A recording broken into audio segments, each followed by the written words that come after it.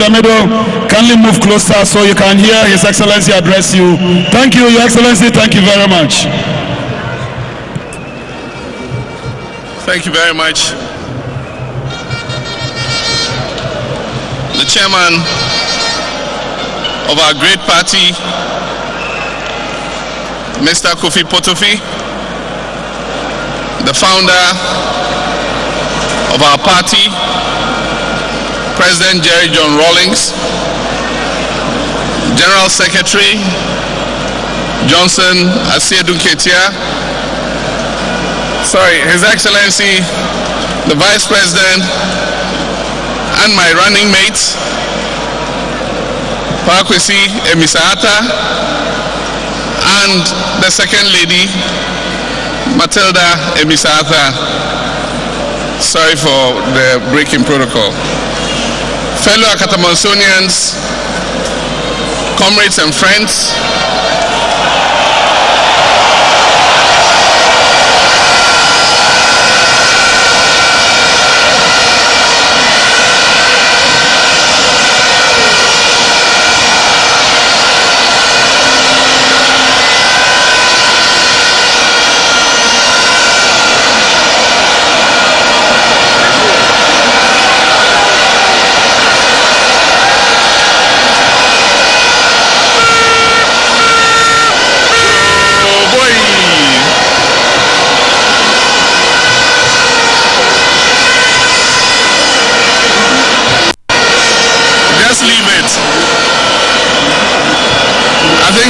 love me. Fellow Akatamonsonians, comrades and friends, before I begin my speech, let us observe a minute's silence for our late departed President, Professor John Evans Atta Mills, and all the other comrades of ours of the great NDC party who have passed away in recent times. Let us all stand and observe a minute's silence in their memory.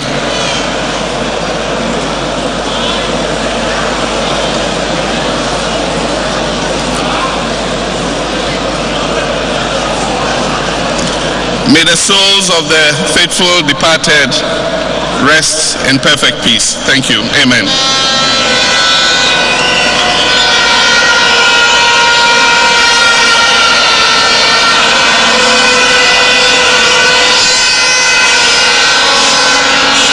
My comrades, I feel honored to be with you today for the campaign, for the launch of the campaign for my re-election for a second and final term as President of the Republic of Ghana. We thank the Almighty God for bringing us this far. My first term in office has been a challenging but positive and fruitful one. In all the challenges we have faced, God has created the opportunities for us to lay a foundation for the sustainable development of our dear nation, Ghana. Assuming office after being sworn in on the 7th of January 2013, we have been confronted by situations of adversity, and together we have managed to come through successfully. Ladies and gentlemen, shortly after our inauguration, the party was faced with a prolonged electoral dispute. We faced some serious macroeconomic challenges. We were faced with a crippling power crisis, a spate of industrial arrests, market fires, and an adverse international environment. Dissatisfied with the results of the election, our opponents tied the whole nation down in court for much of our first year in office.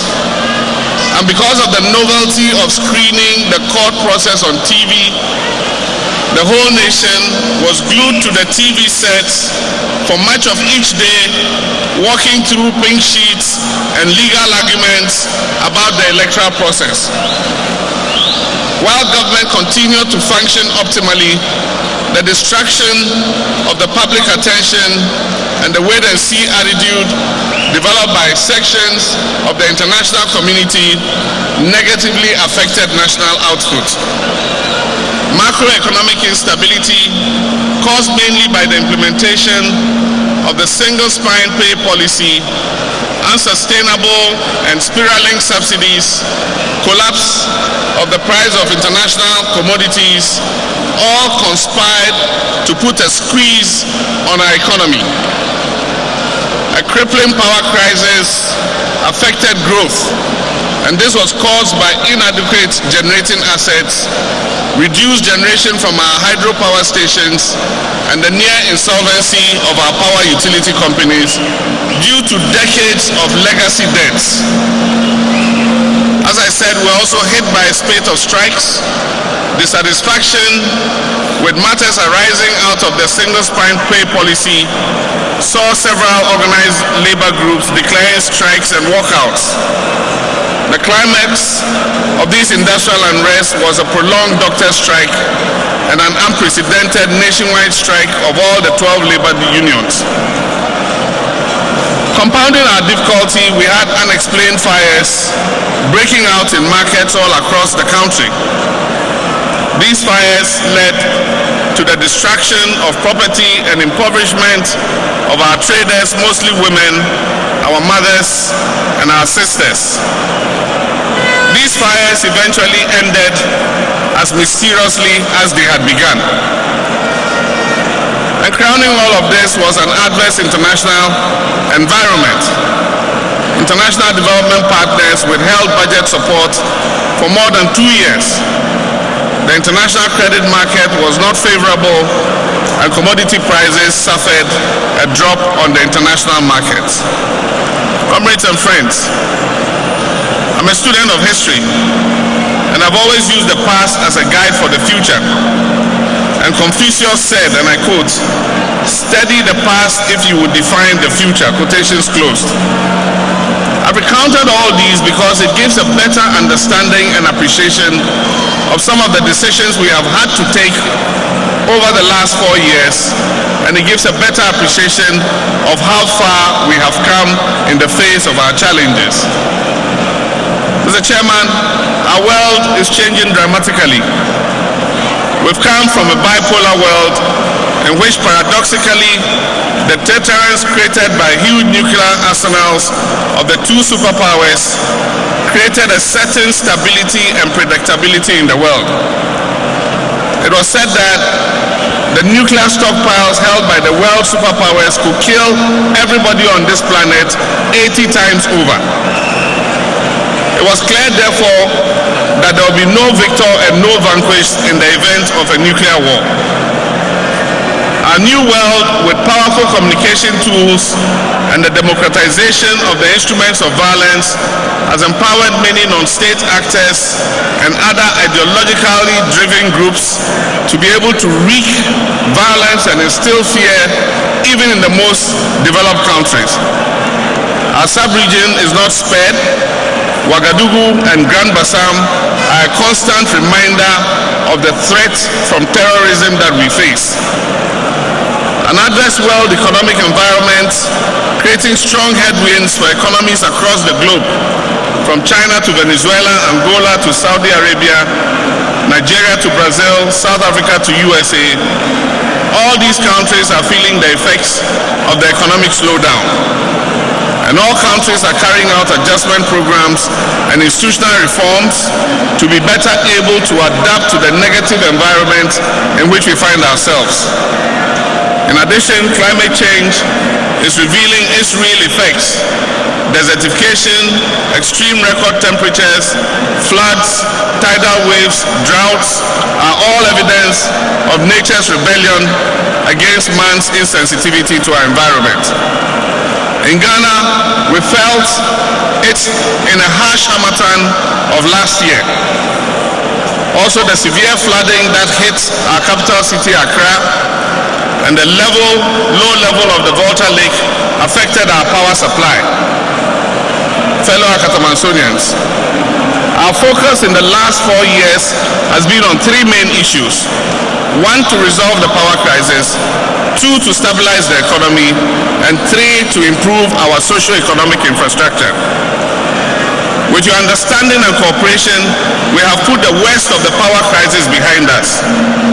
The fast-track addition of almost 1,000 megawatts of power to our generation has enabled us to balance supply against demand. While we have done a lot in resolving the crisis, a lot more remains to be done to ensure sustainability, as we found out recently with the delay in the delivery of a parcel of light crude oil in June from Nigeria due to militant activity. Ladies and gentlemen, I'm committed to making Ghana not only energy sufficient, but to making Ghana become the hub for power supply in the whole of the West African sub-region. In 2013, we're running a budget deficit of close to 12%. Rising inflation, a depreciating currency, and spiraling interest rates. This created a negative outlook for both domestic and international investors. Our major strategy in the short term was to reduce the budget deficit and to tame inflation. To achieve this, we needed to implement some difficult decisions, including controlling expenditure, removing unsustainable subsidies, and increasing revenues.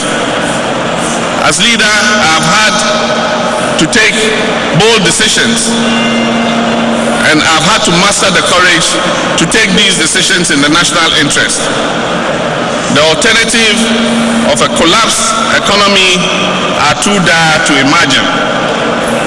We have all made these sacrifices together, and today the positive outlook post-2016, unanimously predicted by all the international financial institutions, is based on the institutional and fiscal reforms that the NDC government has carried out over the last 3 years.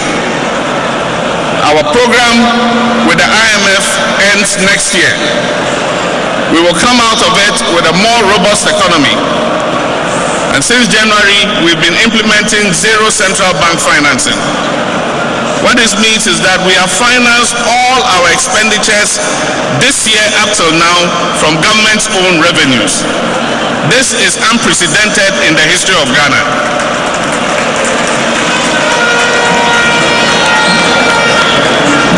Ladies and gentlemen, comrades and friends, we'll come out of the IMF program next year with inflation at single digits, a deficit to GDP below 3%, and debt to GDP below 60%, a stable currency, and significantly lower interest rates. While addressing the macroeconomic challenges, we've also been investing in the real sector. This is characterized by recapturing the dreams of our first president, Osajifo Dr. Kwame Nkrumah. Revamping of the Kumasi Shoe Factory has created employment for many. The new Commander Sugar Factory will stimulate economic activity in this region, central region. Expansion of Takoradi Port will enhance our exports and imports, and the expansion of Tema Port and the motorway will do same. It will make Tema the most efficient port in the West African sub-region. Today, the Tamaori refinery has been revamped and is operating efficiently. Gihok Distilleries has been expanded and is an example of an efficiently run state enterprise. In collaboration with the private sector, a new ceramics factory to produce tiles, floor tiles, and roof tiles is about to open in the Western region. The Shenat processing factory in Bupe is operating and providing a ready market for thousands of women Shenat pickers in the north. BOST is holding the highest inventory of strategic stock since it was established and is currently regularly exporting petroleum products to our neighboring countries. The Tema shipyard has been handed over to Gapoa, a and is at the beginning of being retooled to become the biggest and best ship repair facility in the whole of the Gulf of Guinea. Even students of elementary economics know that the location of sustainable industries are not determined by political districts. They are determined by factors such as market, closeness to raw materials, power, water, closeness to ports, tax incentives, and many other objective factors. Government, in collaboration with the private sector, will continue to pay heed to these factors in the siting of industries. If recent reference to siting of factories in respect of small and medium-sized factories, that is not a new thing, and it is happening already. Gari processing factories, vegetable oil processing mills, shea butter processing plants, rice milling factories, metal fabrication, and many other such industries are springing up in districts all over the country due to the enabling environment that has been created by this government.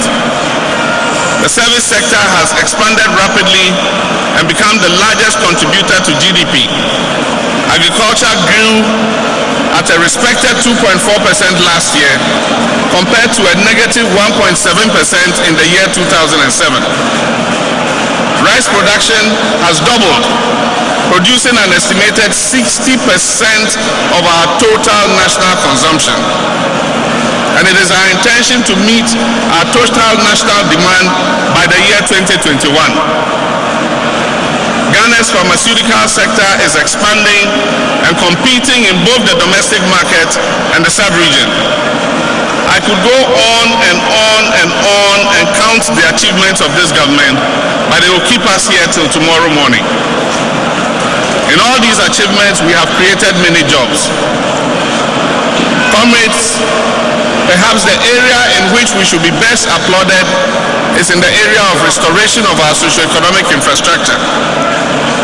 In the last 4 years, we have concentrated on 5 main areas: access to clean drinking water, extension of electric power supply, improvement of health facilities, expansion of access and quality of education, and rehabilitation of our road networks.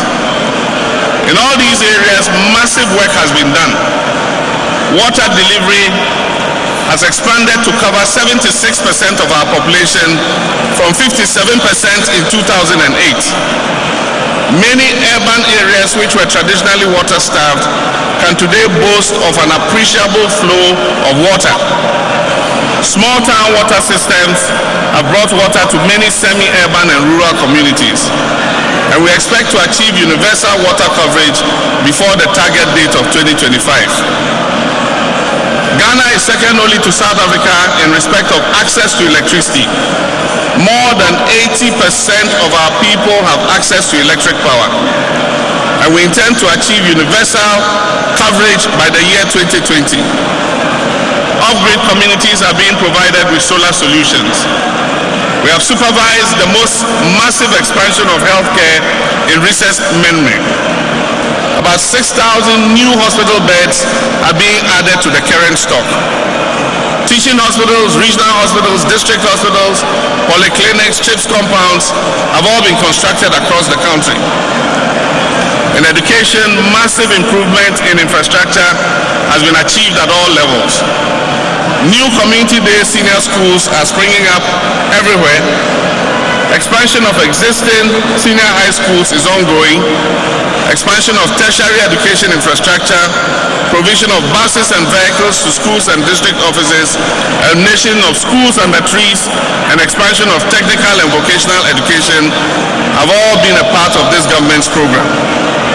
Conversion of polytechnics to technical universities is also ongoing. Improvement in quality is taking place with the supply of teaching and learning material.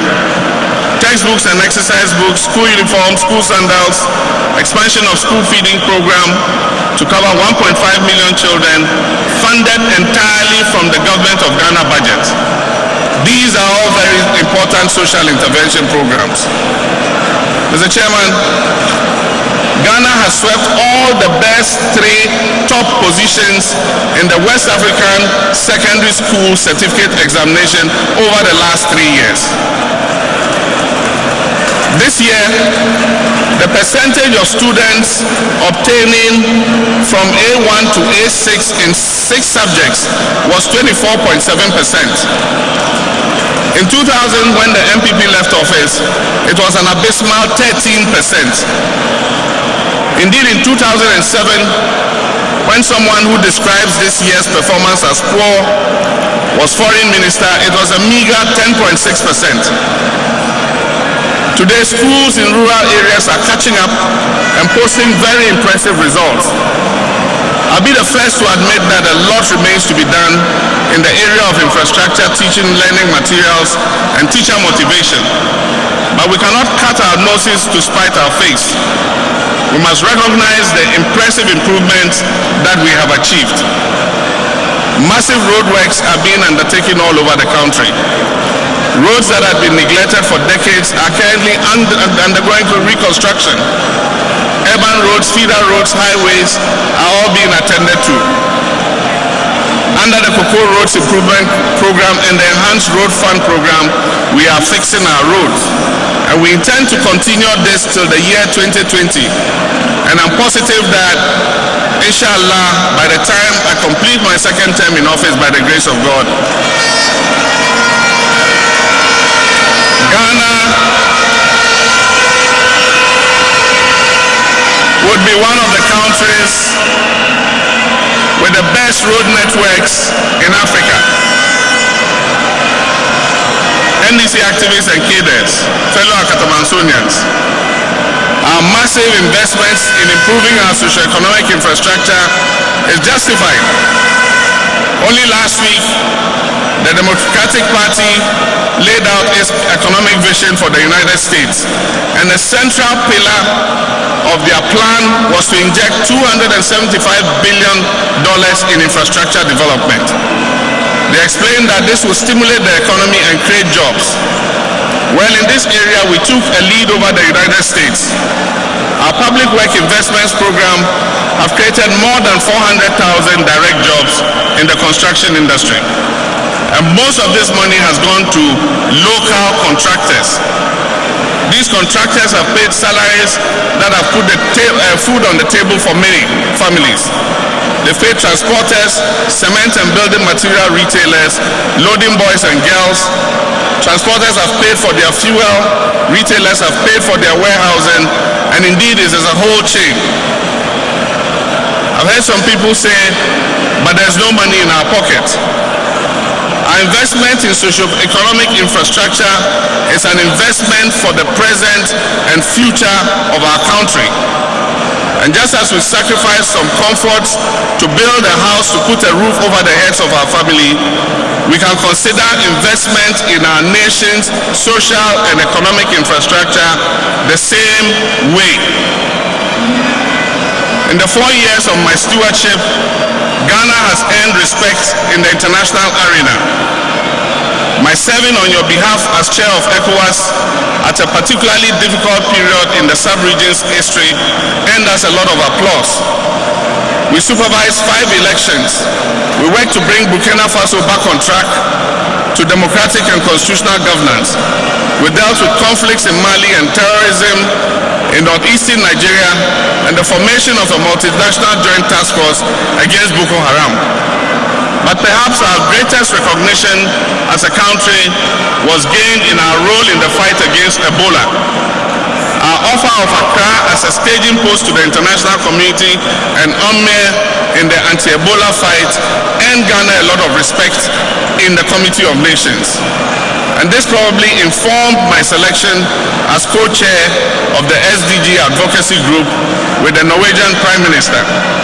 This is a credit to Ghana and has gained us world recognition.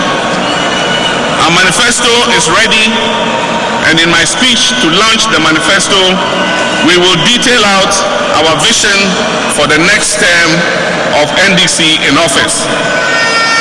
My comrades and friends, I cannot conclude without touching on our democracy and politics. Lately, it has become fashionable for the largest opposition party, to discredit the Electoral Commission. All kinds of accusations, including unprintable insults held at the person of the EC chair, have become normal. This is unacceptable. But for students of politics, we can see the strategy behind it. It is an old trick in the book. Vilify the referee and reduce the credibility of the referee in the eyes of the public when you can tell you are losing the match. This creates a platform where, when you lose, to discredit and contest the outcome of the match. And this is the underlying cause for all the whining that is taking place against the Electoral Commission at every step of the electoral process. And yet, with the same Electoral Commission, the same voters register, and the same voting process, the same party has participated in 2 by-elections and won. This indeed is a paradox. Our EC has a proud history of delivering credible elections in Ghana and has been used as a facilitator and resource person to transfer Ghana's experience to other countries. Our electoral process have safeguards that allow us to police the election from the polling station level to the declaration of results. Policing the poll and ensuring the integrity of the ballot is as much a responsibility of the EC as it is for us political parties. As President, I will ensure that the Commission has all the support it requires to carry out its mandate and that a secure environment is created to enable all Ghanaian citizens cast their ballots in a peaceful environment. Political vigilante groups are illegal, and the IGP has been authorized to deal firmly with any group of people who conduct themselves as such. I assure my countrymen and women that government has no intention to shut down the social media on election day. It is my belief that the EC and the political stakeholders will agree on a credible procedure for announcing the results of the elections, and that would be the only recognized channel for doing so. Fellow Akatamonsonians, it was said of the Bourbon dynasty that they learnt nothing and forgot nothing. The same can be said of the current leadership of our opponents. Development in the largest opposition party threaten the democratic health of our country. It is said that the nature of an organization is founded on the character of its leadership. The largest opposition party has prided itself as the apostles of democracy, and this has metamorphosed in recent times into a very intolerant organization. Those who can hail the most verbal abuse are the most respected and hailed in that party. They are patted on the back by the leadership for doing a good job. The soul of the party has been captured by the hawkish and intolerant fringe of the party. And this group has cowed the moderates and other level-headed members of the party into silence. Anyone who raises his or her voice against the current leadership is promptly savaged in the media and on other platforms. And even the former president, on whose record the party is running, has not been spared his share of these insults. The verbal abuse has led to a culture of silence in the party, and even though the emperor is wearing no clothes, everybody is afraid to tell him so. The party has become intolerant of dissenting opinion, and those who have spoken up have been promptly dealt with, removed from office, and threatened with fiscal harm. These days, only a few dare raise their heads in opposition to the leadership, and all are waiting for the bus to crash and then to repair it and bring it back on the road. The suspected Agenda 2020 is a result of the intolerance in the current leadership of that party. And this intolerance stretches even outside the party. Any person who says anything positive about John Mahama or the NDC administration is promptly set upon with insults. Religious people, chiefs, celebrities have all been harassed for expressing their support for the NDC administration. And yet there are chiefs and celebrities who have expressed support for the presidential candidate of the MPP, and nobody has insulted them for that. This cannot be healthy for our democracy. A mark of competence and good leadership is to unify your followers behind you. And that is not the case in that party today. I know these comments I've made would elicit a barrage of insults, but I've already borne the brunt of MPP's insults, vilifications, and lies. Indeed, they have won an Olympic gold medal in that department. And in the Olympic Games, there's nothing higher than a gold medal. But as our illustrious Professor Jonathan Mills said, Ziufiasem. So let me refocus on our party that is united and poised for victory in December, God willing. Let us focus on our message. Let us tell our story. Let us not be distracted. We have a good track record, and the good people of Ghana have seen the commendable work we have done, and they know that giving another term, we will do even more to move Ghana to greater heights. We shall continue to change more lives and transform Ghana, and I'll continue to build on the proud legacy of my predecessors, President Jerry John Rawlings and Professor John Evans Atta Mills, and I pledge to remain true to the ideals of our NDC party, and the Almighty God is on our side.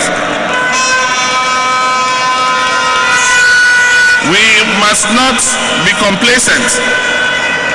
It is going to be a hard election, but we have what it takes to win victory. Let us not believe that without any of us the party cannot survive. None of us is the alpha and omega of this party. If you did not win your primary, please extend your support to the parliamentary candidate, because tomorrow it may be your turn and you will require the support of the whole party and constituency to win the election. And finally, before I take my seat, I take comfort in the words of God to Joshua in the Holy Bible, Joshua 1 verses 5 and 6, and I quote, he says, "There shall not any man be able to stand before thee all the days of thy life. As I was with Moses, so I will be with thee. I will not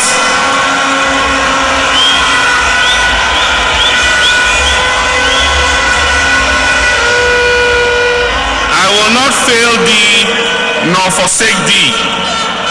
And so be strong and be of good courage." Therefore I urge all faithful of the NDC party to go forth and spread the word. Victory shall be ours. For if the Lord be for us, who can be against us? The Almighty Allah shower his blessing upon us. And before you leave, I urge all drivers taking our supporters back home to drive with utmost care. Please come, get back home in safety as you arrived here. No overspeeding, no dangerous overtaking. Take everybody home in one piece. May God guide all those taking our supporters home and take them home safely. Long live the NDC. And on this note,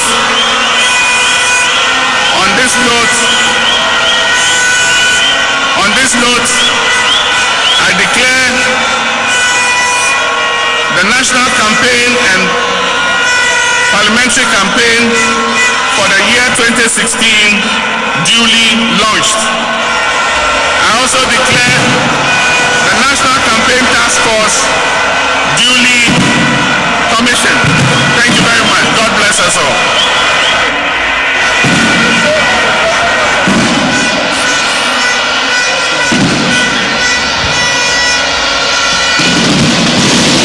Thank you. Thank you. Everybody, safe journey. Thank you, Mr. President. Thank you, First Lady.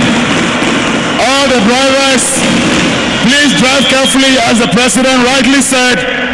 We know that a lot of the drivers were given 6 p.m.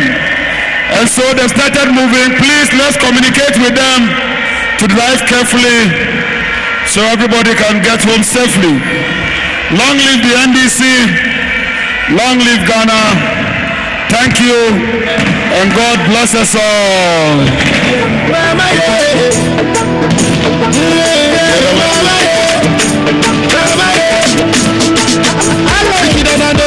I can see Cristodo dancing here. America and Jamaica, I don't count my paper, I don't make anything haters. Yeah, you want me on it, you know that me love you on it, me love you and you.